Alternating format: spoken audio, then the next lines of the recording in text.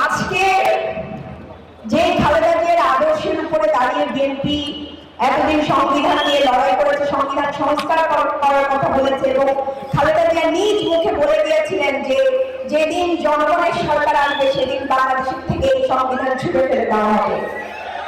বাংলাদেশে কি জনগণের সরকার এসেছে? আসেনি, তাই না? বাংলাদেশে যে এখন কি সরকার চলতেছে এটা নিয়ে আমার এবং আমি শিওর যে বাংলাদেশের যারা পলিটিক্যাল অ্যাওয়ার তাদের প্রত্যেকের চিন্তা আছে যে বাংলাদেশে আসলে কোন সরকার চলতেছে, সরকারের ভিতরে কোন সরকার চলতেছে। তারেক রহমান প্রধানমন্ত্রী হয়েছেন, তো আমি সংসদ যে অধিবেশনগুলো চলে আপনারা কেউ দেখেছেন ওনাকে সংসদে কোনো বক্তব্য বা কোনো কিছু দিতে? দেখেছেন? পুতুল প্রধানমন্ত্রী হয়ে বসে আছেন উনি। ওনাকে যে কে চালাচ্ছে এটা কিন্তু স্পষ্ট না। আমরা দেখছি যে সালাউদ্দিন সাহেব সংবিধানের বর্ণনা দিতে গিয়ে ইন্ডিয়ার সংবিধান তুলে নিয়ে আসছেন।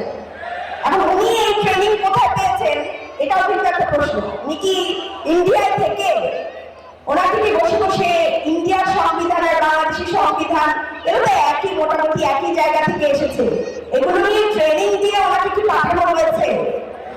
তা না হলে যেই সংবিধান বাকশালী মুজিববাদী সংবিধান আমরা বলি, সেই সংবিধানকে রক্ষা করার জন্য যেই বিএনপি সারা বছর বলে আসছে যে সংবিধানকে ছুঁড়ে ফেলে দিতে হবে, সংবিধান সংস্কার করতে হবে, সেই বিএনপির আজকে কেন সংবিধান নিয়ে এত দরদ? এটার কারণ কি? এইটার কারণ কি? এটা আপনি আমাদের পুতুল প্রধানমন্ত্রীকে জিজ্ঞেস করলে উনি বলতে পারবেন না, কারণ দেশে কি হয় উনি এগুলো জানেন না।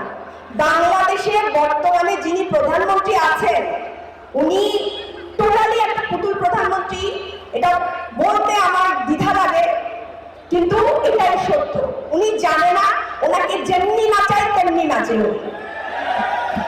এখন যেমনি নাচাও তেমনি উনি নাচতে পারে, কিন্তু সেটা আমরা মেনে নিব না। মেনে নিব? আজকে জুলাইয়ের রক্তের উপরে দাঁড়িয়ে উনি প্রধানমন্ত্রী হয়েছেন। 17 বছর কোথায় ছিলেন? লন্ডনে ছিলেন, ভালো কথা। আসছেন দেশে, আপনি দেশের মানুষের জন্য কাজ করবেন, দেশের জন্য কাজ করবেন, নতুন কিছু করবেন। তা আপনি ওই একদিক থেকে প্রেস্টিজ